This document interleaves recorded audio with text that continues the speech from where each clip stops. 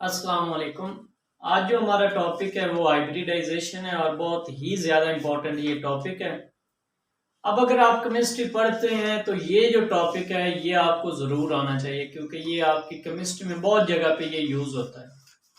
अब हाइब्रिडाइजेशन क्या होता है और ये क्यों दी गई और किसने ये हाइब्रिडाइजेशन का कंसेप्ट दिया, ये सारी चीज़ें आज हम इस लेक्चर में पढ़ेंगे।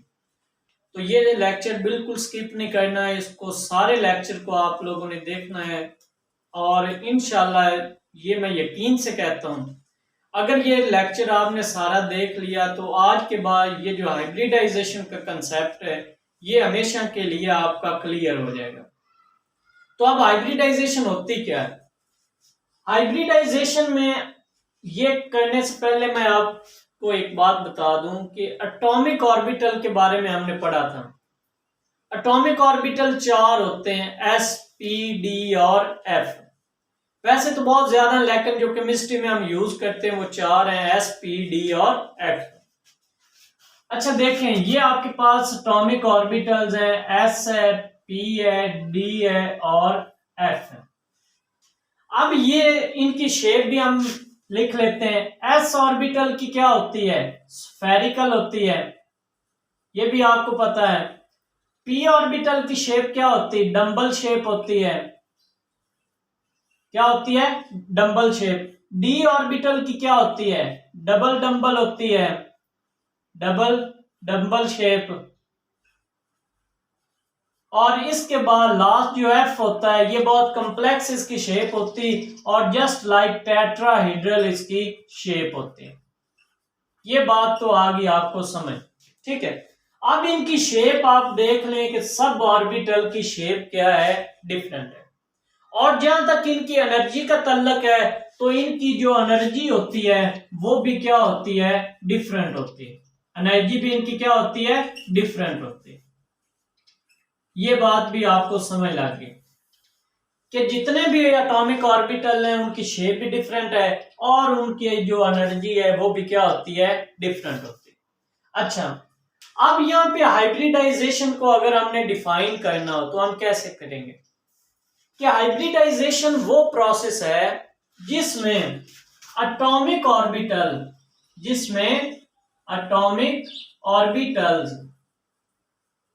Of different energy and shape, कि atomic orbital of different energy and shape वो आपस में मिक्स होते हैं और हाइब्रिड ऑर्बिटल्स बना देते हैं। क्या बना देते हैं? हाइब्रिड ऑर्बिटल्स बना देते हैं। अब ये जो हाइब्रिड ऑर्बिटल्स बने हैं इनकी एनर्जी भी सेम होगी है और इनकी जो शेप है वो भी क्या होगी? सेम होगी। देखें, अब आप इसको समझें कि हाइब्रिडाइजेशन वो प्रोसेस है जिसमें एटॉमिक ऑर्बिटल जिनकी एनर्जी और शेप डिफरेंट है वो मिक्स होते हैं और मिक्स होकर वो क्या बना लेते हैं? हाइब्रिड ऑर्बिटल जिनकी एनर्जी और शेप क्या होती है? सेम होती है। अब आप इसको कैसे समझ सकते हैं? आपके पास ये ऑर्बिटल दिए गए हैं, आप इनमें से कोई दो ले लें। आप फॉर एग्जांपल एस ले लिया, एक आपने एस ले लिया, आपने एक पी ले लिया। पी आपको पता है पी क्या होता है? 3 तरह का होता है, पी एक्स, पी वाई और पी जी। आप फॉर एग्जांपल ये पी एक्स ले लेते हैं, ये आपने पी एक्स ले लिया, ठीक है। अब ये जब इनको आप मिक्स करेंगे, अब यहाँ पे देखें ये स्फेरिकल है, ये डंबल शेप है, मतलब दोनों की शेप क्या है? डिफरेंट है और दोनों की एनर्जी भी क्या है? डिफरेंट है। लेकिन जब ये आपस में मिलेंगे तो जो ये ऑर्बिटल बनाएंगे ना उनकी एनर्जी और शेप क्या होगी? सेम होगी। तो ये हाइब्रिडाइजेशन होती है। अब यहाँ पे आप पूछेंगे कि ये दो मिले हैं, एक एस और एक पी, और आगे आपने दो बना दिए, तो बिल्कुल ऐसी बात है। जितने एटॉमिक ऑर्बिटल मिलेंगे उतने ही आपके पास क्या होगा? ये हाइब्रिड ऑर्बिटल्स बनेंगे। जो हाइब्रिड ऑर्बिटल्स हैं इनको आप ये कह सकते हैं ये रिजल्ट है किन का? एटॉमिक ऑर्बिटल्स का। जितने एटॉमिक ऑर्बिटल मिलेंगे उतने हाइब्रिड ऑर्बिटल्स बनेंगे। अब आप इसको और भी इस तरह समझ सकते हैं ये चीज तो उम्मीद है आपकी क्लियर होगी। पहली बात कि ऑर्बिटल आपके पास ये 4 तरह के होते हैं, स्फेरिकल है, डम्बल शेप है, डबल डम्बल शेप है, और एफ क्या होता है, टेट्राहेड्रल। अब आपने क्या करना है, हाइब्रिडाइजेशन का ये डेफिनेशन है कि आपने एटॉमिक ऑर्बिटल लेने जिनकी एनर्जी क्या हो, डिफरेंट हो, और शेप भी क्या हो, डिफरेंट, उनको आपने मिक्स कर देना है, और मिक्स करके आपने हाइब्रिड ऑर्बिटल्स बनाने हैं जिनकी एनर्जी और शेप क्या होती है, सेम होती है। तो ये इसको हमने एग्जांपल की है। हमने एग्जांपल में क्या किया है, एक s ऑर्बिटल लिया है, एक p ऑर्बिटल लिया है। अब s और p जब दोनों मिले हैं तो इन्होंने 2 sp हाइब्रिड ऑर्बिटल बना दिए हैं। कितने sp, 2 हाइब्रिड ऑर्बिटल्स। और इसमें क्या है कि जितने एटॉमिक ऑर्बिटल मिलेंगे उतने ही हाइब्रिड ऑर्बिटल्स बनेंगे। तो ये इजी सा एक जो आपको कंसेप्ट था हाइब्रिडाइजेशन का वो समझ लग गया कि हाइब्रिडाइजेशन असल में है क्या। अब दूसरी जो सबसे मेन बात है वो, अब आगे जो कंसेप्ट है वो बहुत इंपॉर्टेंट है। आपसे ये क्वेश्चन अगर कोई पूछे कि आप हमें ये बताएं कि हाइब्रिडाइजेशन का कंसेप्ट क्यों दिया गया, क्या वजह बनी कि हाइब्रिडाइजेशन का कंसेप्ट हमें जरूरत पड़ी। अब इसके लिए ना एक एग्जांपल आपने समझनी, और उस एग्जांपल से ही आपको समझ लग जाएगी कि हाइब्रिडाइजेशन का कंसेप्ट असल में क्यों दिया गया, क्या जरूरत पड़ी थी कि इसको दिया जाए। आपके पास ना ये एक ऑर्गेनिक कंपाउंड है CH4, ये एक ऑर्गेनिक कंपाउंड, ठीक है। आपने इस ऑर्गेनिक कंपाउंड में जो सेंट्रल एटम है वो आपको पता है वो कौन सा है, कार्बन है। और कार्बन की इलेक्ट्रॉनिक कॉन्फ़िगरेशन कितनी होती है, 6। आपने इसका एटॉमिक नंबर इसका कितना है, 6 है। आपने इसको अब इसकी इलेक्ट्रॉनिक कॉन्फ़िगरेशन करें 1s2 2s2 और 2p2, यही इसकी इलेक्ट्रॉनिक कॉन्फ़िगरेशन बनती है। अब अगर आप इसको इस तरह ग्राउंड स्टेट इसकी बनाएं, ये इसके पास आ गया 1s, ये 1s उसका है और इसमें ये 2 इलेक्ट्रॉन्स हैं। ये दूसरा उसका 2s2 है, ये 2s है और इसमें भी 2 इलेक्ट्रॉन है। तीसरा उसका क्या है, 2p।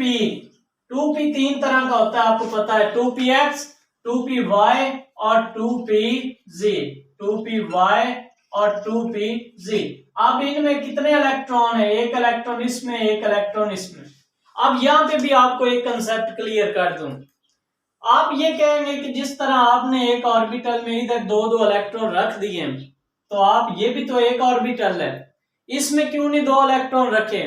तो यहाँ पे आपको अगर मॉलिक्यूलर ऑर्बिटल थ्योरी याद हो तो वहां पे हुर्ट्ज रूल था, उसने ये कहा था कि अगर आपके पास कई ऑर्बिटल ऐसे आ जाएं जिनकी एनर्जी सेम हो तो उनमें आपने इक्वल नंबर ऑफ इलेक्ट्रॉन की डिस्ट्रीब्यूशन करनी।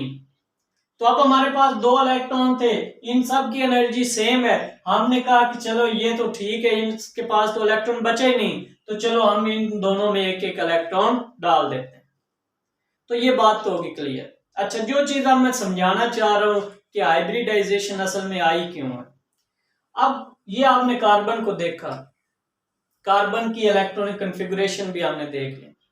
अब S में भी 2 हैं, इस S में भी 2 हैं, P में भी 2 हैं। अब आपको पता है कि बॉन्डिंग में सिर्फ वही ऑर्बिटल हिस्सा लेते हैं जो हाफ फिल्ड हो, जो तो कंप्लीटली फिल्ड हो वो कभी बॉन्डिंग में हिस्सा नहीं लेते। अब देखें ये S क्या है, मुकम्मल है, ये S क्या है, मुकम्मल है। तो ये क्या है, 2px में 1 है, 2py में 1 है, मतलब सिर्फ ये 2 ऑर्बिटल हिस्सा लेंगे। तो इसका मतलब क्या है कि कार्बन कितने बॉन्ड बनाएगा, 2 बॉन्ड बनाएगा। तो ये बात ठीक है, बिल्कुल गलत है। क्यों गलत है, क्योंकि कार्बन तो हमेशा कितने बॉन्ड बनाता है, 4 बॉन्ड बनाता है। तो अब ये जो अगर ये चीज समझे ना, जो पीछे थी, ट्रेडिशनल थी, वीबीटी वालों ने बताई थी, अगर उनके हवाले से तो बात करें तो ये बिल्कुल हमें उसके बॉन्ड्स के बारे में नहीं बताता कि कैसे वो बॉन्ड बनाएगा। अगर हम यहाँ पे तो समझे तो ये कार्बन सिर्फ 2 बॉन्ड बना रहा है, लेकिन ये बिल्कुल गलत बात है। तो यही वजह थी कि हमने ये जो हाइब्रिडाइजेशन का कंसेप्ट दिया गया था, हाइब्रिडाइजेशन का जो कंसेप्ट है वो मेन यही चीज बताने के लिए आया था। एक तो ज्योमेट्री और मॉलिक्यूल्स भी उसने बताई है, और दूसरा उसने बॉन्ड्स के बारे में बहुत अच्छी तरह उसने बताया कि एक जो एटम है वो कैसे बॉन्ड बनाता है। ठीक है, आपके पास कार्बन है तो वो कैसे 4 बॉन्ड बनाएगा। अब ये चीजें उसने प्रूफ करनी। अब अगर हम हाइब्रिडाइजेशन में, अब इसी को देख लेते हैं कि अगर हम हाइब्रिडाइजेशन इस पे इंप्लीमेंट करें तो क्या ये वाकई 4 हम प्रूफ कर सकते हैं, ये भी बात हम क्लियर कर लेते हैं। अब देखो, आपके पास वही, आप उस चीज को ले लो, ये आपके पास है 1s2, ये आपके पास 2s है, इसमें भी 2 हैं, और ये आपके पास p के हैं 3, px, py और pz, ये 2px, 2py और 2pz, एक इलेक्ट्रॉन इसमें, एक इलेक्ट्रॉन इसमें, और ये 0 है। अब अगर हम इसके ऊपर हाइब्रिडाइजेशन को इंप्लीमेंट करें तो क्या हम अपनी बात साबित कर लेंगे कि बॉन्ड का पता चल जाएगा? तो अभी करते हैं। देखिए, हमने अब क्या करना है, हम चाहते हैं कि ये तो अच्छा, एक चीज और, हमेशा बॉन्डिंग में वैलेंस शेल के ऑर्बिटल हिस्सा लेते हैं। तो अब ये तो मुकम्मल है, ये के शेल में आता है, ये आपके पास उसका दूसरा शेल है एल शेल, इसमें ये जो वैलेंस ऑर्बिटल है ना, ये हिस्सा ले सकते हैं। हम कहेंगे कि जनाब आप तो मजबूत हो, आपको तो हम नहीं छेड़ेंगे। ठीक है, अब ये जो वैलेंस वाला है ना, चौधरी बन के बैठा हुआ, इसको हम कहेंगे कि जनाब आपने तो बॉन्डिंग को डिस्टर्ब कर दिया है, आपको ऐसे नहीं छोड़ेंगे, हम 4 बॉन्ड पूरे करके ही रहेंगे। तो उसके लिए हमें क्या करना पड़ेगा, हमें एनर्जी देनी पड़ेगी। अब इसको आप ऐसे समझ लें, आप के रूम में, एक रूम में 2 दोस्त रह रहे हैं, ये आप 2s वालों को ना 2 दोस्त समझ लें। अब इन दोनों का बड़ा इत्तेफाक है, बाकी जो है ना 3 रूम्स हैं, अब 3 रूम है, अब उनमें से 2 फिल्ड हैं, हाफ फिल्ड है, और एक बिल्कुल ही खाली पड़ा है। अब जो मालिक है ना ये आपके हॉस्टल का, वो क्या कहेगा, वो ये कहेगा कि ये मेरा, ये भी हाफ फील्ड है और ये बिल्कुल खाली पड़ा रूम, तो मैं क्यों ना ये जो चौधरी बान के इधर 2 बैठे हैं ना, इनको मैं एक को उधर भेज देता हूं। अब उसके लिए उसको एनर्जी देनी पड़ेगी, उसको या तो वो जो भी कहेगा, अगर तो 2 दोस्तों ने इनको अलहदा करना है तो वो तो उनको आपस में लड़ाएंगे और लड़ा के उन दोनों को सेपरेट कर देंगे, एनर्जी देंगे। जो भी बंदा मालिक मकान भी देगा तो वो भी एनर्जी देगा, किसी भी सूरत में दे सकता है उनको सेपरेट करने के लिए। अब बिल्कुल वही तरीका है, अगर हमने इस ऑर्बिटल के इलेक्ट्रॉन को आगे भेजना है तो हमें क्या देनी पड़ेगी, एनर्जी, और उसी कंडीशन को हम एक्साइटेड स्टेट कहते हैं। अब जब एक्साइटेड स्टेट होगी तो फिर क्या बनेगा, फिर आप देखें, ये तो चौधरी है, ये तो वैसे का वैसे, आपके पास ये 2s है, इसमें एक रह गया। अब ये जो आगे 3 थे, इनमें 2 में तो पहले ही था, और ये तीसरे में भी एक इलेक्ट्रॉन आ गया। अब सारे बिल्कुल ना, बिल्कुल ठंडे हो गए, सब रूम्स में एक एक बंदा आ गया। अब जहां पे हम, ये जो हमारा कंसेप्ट है अब क्लियर होगा। क्या अब ये जो कंडीशन है, इसमें कितने ऑर्बिटल हाफ फील्ड हैं, 4, तो मतलब कार्बन कितने बॉन्ड बना सकता है, 4 बॉन्ड बना सकता है। तो यही बात तो हमने साबित करनी थी कि हाइब्रिडाइजेशन की मदद से क्या हम बॉन्ड्स को साबित कर सकते हैं, बिल्कुल कर सकते हैं। अब देखें, ये हमने थोड़ी सी हाइब्रिडाइजेशन एनर्जी दी, एक ऑर्बिटल के इलेक्ट्रॉन को आगे शिफ्ट किया है, तो अब ये हमारी बात साबित हो गई है कि कार्बन 4 बॉन्ड बना सकता है, क्योंकि इसमें 4 हाफ फील्ड ऑर्बिटल्स हो गए। तो ये वजह थी जिसकी वजह से हाइब्रिडाइजेशन दी गई। एक तो वो क्या करता है, ज्योमेट्री को एक्सप्लेन करता है, और दूसरा बात ये है कि वो बॉन्ड्स को एक्सप्लेन करता है कि एक मॉलिक्यूल कितने बॉन्ड्स उसमें होते हैं, आप जो भी एटम है वो कितने बॉन्ड्स बनाएगा। ये क्लियर है? अच्छा, अब आगे हम चलते हैं। अब उम्मीद है ये जो इंट्रो में चीज थी ये आपको क्लियर होगी। एक तो हाइब्रिडाइजेशन क्या है, और दूसरी बात ये है कि हाइब्रिडाइजेशन क्यों दी गई या इसकी जरूरत क्यों पड़ी। अब यहां से ये जो टॉपिक है, ये असल ये टॉपिक अब शुरू होगा। अब हाइब्रिडाइजेशन के बारे में हम डिटेल से पढ़ेंगे। अब हाइब्रिडाइजेशन दी किसने, वो कौन सा साइंसदान था जिसने ये बहुत अच्छा काम किया था? उसका नाम था पॉलिंग। ये साइंटिस्ट था, ये एमसीक्यूज के लिए जरूरी है, इसको आप याद कर लें कि ये साइंटिस्ट था, पॉलिंग साइंटिस्ट का नाम था, इसने ये हाइब्रिडाइजेशन का कंसेप्ट दिया। अब दूसरी बात क्या है? दूसरी बात ये है कि हाइब्रिडाइजेशन में हमें क्या चीजों का पता चला? एक तो geometry of molecule, geometry of molecule plus हमें बॉन्ड्स का हमें पता चला। किसका पता चला? बॉन्ड्स का पता चला।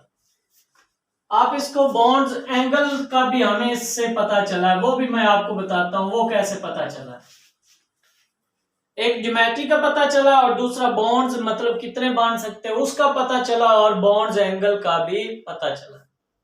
अब इसको हम साबित करते हैं कैसे। अब अगर हम VBT को ज़हन में रखें ना, तो मैं आपको एक एग्जांपल दूंगा। जो अमोनिया है NH3, VBT के मुताबिक NH3 का जो बॉन्ड एंगल है ना वो होना चाहिए था 90।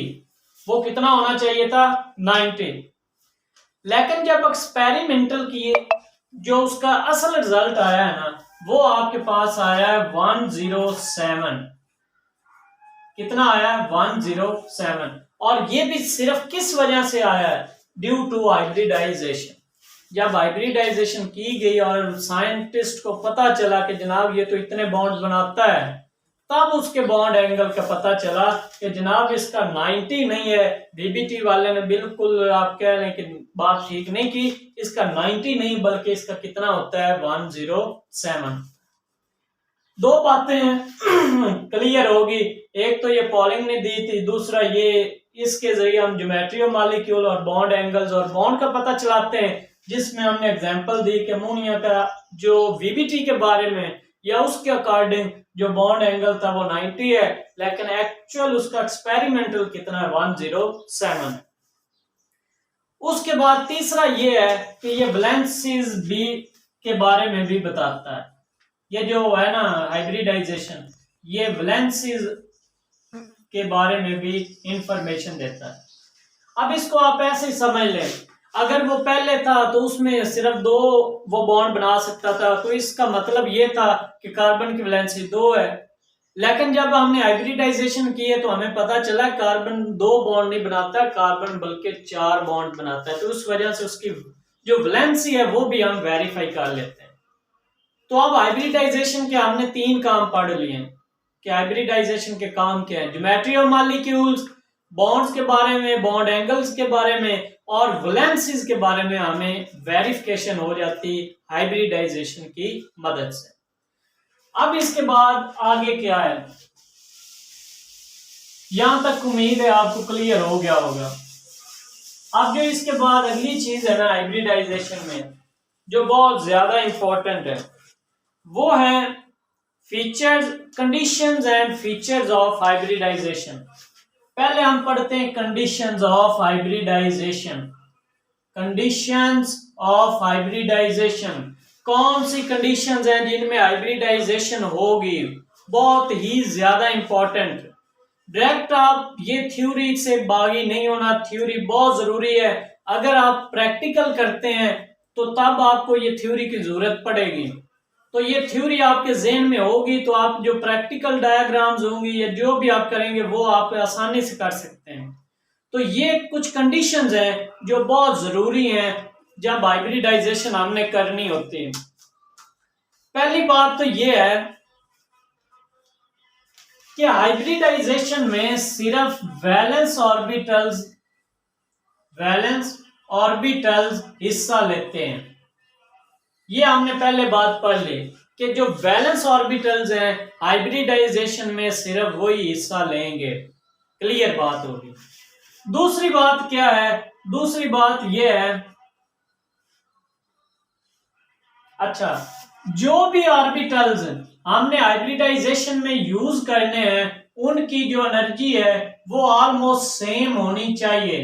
बहुत ही इंपॉर्टेंट जो पॉइंट है। वो कहता है कि जनाब अगर आपने हाइब्रिडाइजेशन के लिए कुछ एटॉमिक ऑर्बिटल्स को यूज करना है ना, तो आपने क्या करना है, आपने ऐसे ऑर्बिटल्स को यूज करना है जिनकी एनर्जी ऑलमोस्ट सेम होनी चाहिए, ज्यादा डिफरेंस नहीं होना चाहिए। अब अगर ज्यादा डिफरेंस होगा तो फिर मुश्किल होगा। अब देखें जैसे हमने कार्बन में ये इस्तेमाल किया है, कार्बन में क्या था 1s2 2s2 2p2। अब हाइब्रिडाइजेशन में हमने इसको यूज किया है, ये तो बिल्कुल के में था, ये एल शेल में थे। अब अगर हम इसको यूज करते तो बहुत मुश्किल थी हाइब्रिडाइजेशन। क्यों? क्योंकि इसकी एनर्जी और इसकी एनर्जी का बहुत डिफरेंस है। अब इन दोनों का डिफरेंस नहीं है क्योंकि ये दोनों सेम शेल से हैं, ये दोनों क्या है, सेम शेल से हैं, तो इस वजह से इनकी हाइब्रिडाइजेशन पॉसिबल है। तो पहला पॉइंट उसने कहा कि हाइब्रिडाइजेशन में सिर्फ वैलेंस ऑर्बिटल हिस्सा लेंगे। दूसरा पॉइंट उसने कहा कि वो ऑर्बिटल्स हिस्सा लेंगे जिनकी एनर्जी ऑलमोस्ट क्या होगी, सेम होगी। तीसरी बात क्या है कि हाइब्रिडाइजेशन के दौरान इलेक्ट्रॉन्स की जो प्रमोशन है वो नेसेसरी नहीं है। ये बात आपने नोट कर लेनी है, बहुत ही ज्यादा इंपॉर्टेंट। जस्ट ऑर्बिटल्स हिस्सा लेते हैं, या आप उसको कह लें कि ऑर्बिटल्स नेसेसरी होते हैं। अब इसका मतलब क्या है? वो कहता है कि जब हाइब्रिडाइजेशन आप करेंगे ना, तो एटॉमिक ऑर्बिटल्स उसमें हिस्सा लेंगे। तो एटॉमिक ऑर्बिटल्स के अंदर क्या होते हैं, इलेक्ट्रॉन्स होते हैं। तो वो कहता है कि जब आप हाइब्रिडाइजेशन करते हैं ना, इलेक्ट्रॉन्स पे कोई इफेक्ट नहीं पड़ता। इलेक्ट्रॉन्स अपनी मौज में बस तमाशा देख रहे होते हैं कि ये कर क्या रहे हैं एटॉमिक ऑर्बिटल्स, हमें भी जलील कर रहे हैं, बल्कि वो जलील नहीं हो रहे, वो तो सुकून से एंजॉय कर रहे होते हैं। यही बात वो कहता है कि जब आप हाइब्रिडाइजेशन करते हैं, जो इलेक्ट्रॉन्स प्रमोशन है वो नेसेसरी नहीं होती। मतलब इलेक्ट्रॉन्स में कोई चेंजिंग, उसकी एनर्जी में, उसके मास में कोई चेंजिंग नहीं। अगर चेंजिंग आनी है, शक्ल में आनी है, एनर्जी में आनी, तो वो किसकी एनर्जी में आनी है, ऑर्बिटल की एनर्जी में आनी। तो ये तीसरा पॉइंट था कि जब आप हाइब्रिडाइजेशन करते हैं तो आपके पास इलेक्ट्रॉन प्रमोशन नेसेसरी नहीं होती, बल्कि जो ऑर्बिटल होता है वो नेसेसरी होता है। मतलब ऑर्बिटल की शेप चेंज होती है या उसकी एनर्जी क्या होती है, चेंज होती है। अब इसके बाद आगे ये तो 3 कंडीशन थी, ये आप इसको ज़हन में रख लें, फिर इसको आप रिवाइज कर लें कि पहला तो ये है कि हाइब्रिडाइजेशन में सिर्फ वैलेंस ऑर्बिटल पार्टिसिपेट करेंगे। दूसरा ये है कि वो ऑर्बिटल पार्टिसिपेट करेंगे जिनकी एनर्जी ऑलमोस्ट सेम होगी। तीसरा ये है कि हाइब्रिडाइजेशन में इलेक्ट्रॉन प्रमोशन जरूरी नहीं होती, बल्कि ऑर्बिटल्स प्रमोशन जरूरी होती है या वो नेसेसरी होते हैं। अब ये तो हमने पढ़ ली कंडीशन कंडीशन ऑफ हाइब्रिडाइजेशन। अब इसके बाद कुछ खसूसियात हैं हाइब्रिडाइजेशन की, आप उनको कह लें फीचर्स ऑफ हाइब्रिडाइजेशन। हाइब्रिडाइजेशन के फीचर्स क्या हैं? अच्छा, पहला तो इसका फीचर ये है कि हाइब्रिड ऑर्बिटल्स, ये बातें मैं पहले आपको बता चुका हूं, hybrid orbitals are equal to atomic orbitals. Atomic orbitals, number of hybrid orbitals are equal to atomic orbitals. अब इसका क्या मतलब है? ये हमने स्टार में पढ़ लिया है कि जितने ऑर्बिटल हम एटॉमिक ऑर्बिटल यूज करेंगे उतने हाइब्रिड ऑर्बिटल बनेंगे। ये बात वो कहना चाह रहे हैं कि number of hybrid orbital are equal to atomic orbital, कि आप जितना आप कह लें आप वो एटॉमिक ऑर्बिटल यूज करेंगे उतने हाइब्रिड ऑर्बिटल बनेंगे। हमने एक एस यूज किया, एक पी यूज किया, 2 एटॉमिक ऑर्बिटल यूज किए हैं, तो हाइब्रिड कितने बने थे, 2 ही आगे हाइब्रिड ऑर्बिटल बने, 2 sp बने थे। तो ये बात उम्मीद है क्लियर होगी। दूसरा जो इसकी फीचर है वो ये है कि जो हाइब्रिड ऑर्बिटल बनेंगे उनकी एनर्जी और जो शेप है वो सेम होगी। एनर्जी और शेप क्या होगी, सेम होगी। ये बात भी आपको समझ लगी कि जो भी हाइब्रिड ऑर्बिटल बना, हमने ये बात पहले पढ़ ली, फिर आप समझ लें कि जो हाइब्रिड ऑर्बिटल बनेगा उसकी एनर्जी और शेप क्या होगी, सेम होगी। ये भी इजी सा पॉइंट है।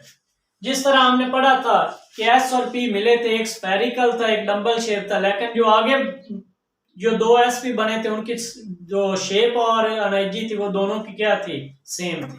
तो यही बात है। तीसरा ये है कि सिर्फ हाइब्रिड ऑर्बिटल्स बॉन्डिंग के लिए इफेक्टिव होते हैं। ये बात बहुत ही इंपॉर्टेंट है। सिर्फ हाइब्रिड ऑर्बिटल बॉन्डिंग के लिए इफेक्टिव होते हैं।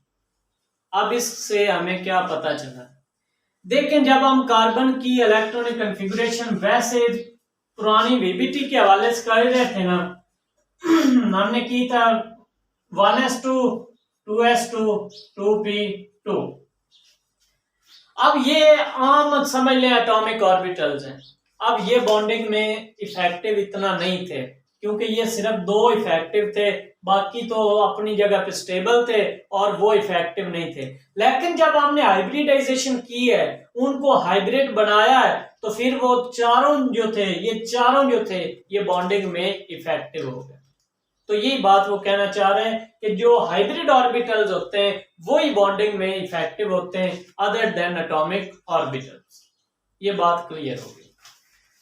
अच्छा, लास्ट जो इसकी फीचर है वो बहुत इंपॉर्टेंट है। वो ये है कि जब हाइब्रिड ऑर्बिटल बन जाते हैं तो वो स्पेस में अपने आप को ऐसे अरेंज करते हैं कि उनके दरमियान जो रिपल्शन होती है ना वो मिनिमम होती है। वो रिपल्शन उनमें क्या होती है, मिनिमम होती है। ये बात फिर समझ लें कि जो हाइब्रिड ऑर्बिटल जब बन जाते हैं तो वो स्पेस आप ये कह लें कि जो सेंट्रल एटम है ये आपके पास सेंट्रल एटम है, और जो आपके पास हाइब्रिड ऑर्बिटल्स होते हैं, फॉर एग्जांपल दो हाइब्रिड ऑर्बिटल्स हैं, एक हाइब्रिड ऑर्बिटल ये है, एक हाइब्रिड ऑर्बिटल ये है। अगर दो हाइब्रिड ऑर्बिटल बने हैं ना तो वो कहता है कि जब हाइब्रिड ऑर्बिटल बन जाते हैं तो ये स्पेस में इस तरह अपने आप को अरेंज करते हैं कि इनके दरमियान जो रिपल्शन होती है वो क्या होती है, मिनिमम होती है। ये ट्राई करते हैं कि ये एक दूसरे के क्लोज हैं, क्योंकि उनकी शक्ल भी सेम है, उनकी एनर्जी भी सेम है।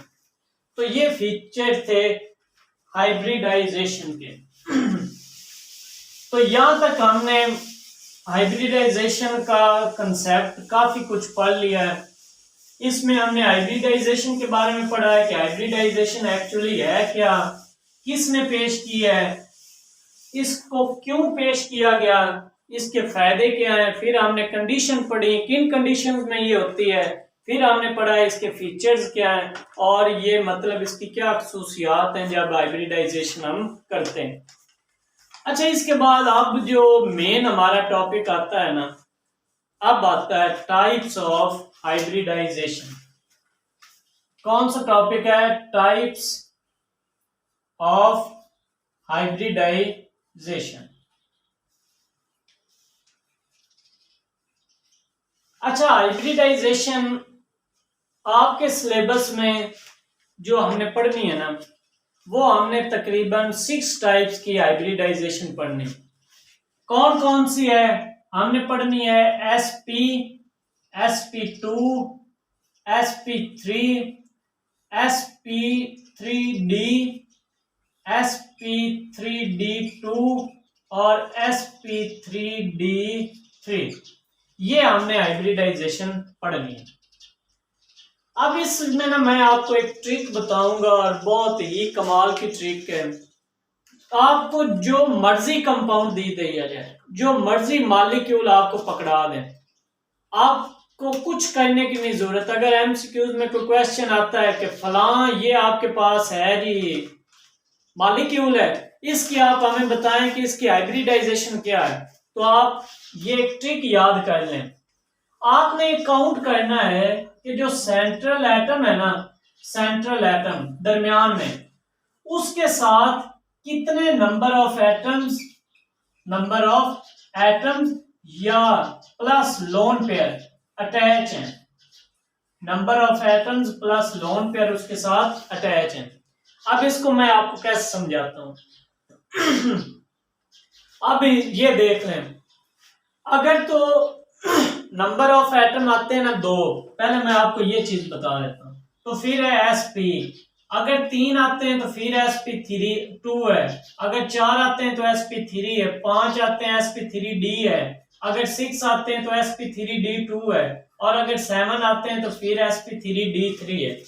अब आप इसको एग्जाम्पल में देखें, आपके पास फॉर एग्जाम्पल एक आ जाता है जी CH4, ये आपको वो दे देते हैं, आपको कहते हैं जनाब इसमें ना आप हमें बताएं हाइब्रिडाइजेशन कौन सी होगी।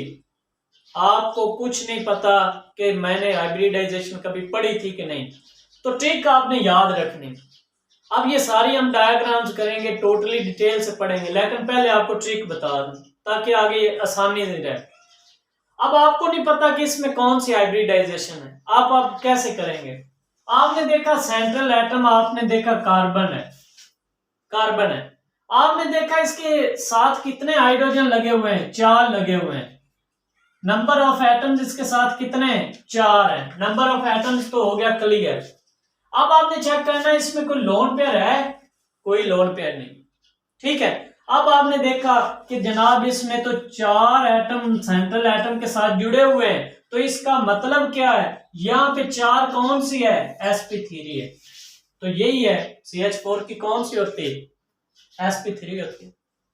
अब लोन पेयर वाली भी आपको समझा देता हूं। अब देखें, आपको वो दे देता है NH3 ये एक लोन पेयर है, वो कहता है कि जनाब इसकी हाइब्रिडाइजेशन बताओ, कौन सी हाइब्रिडाइजेशन है। आपने बिल्कुल वही सेंट्रल एटम N लिखा, आपने देखा इसमें एक हाइड्रोजन ये है, एक हाइड्रोजन ये है, एक हाइड्रोजन ये है।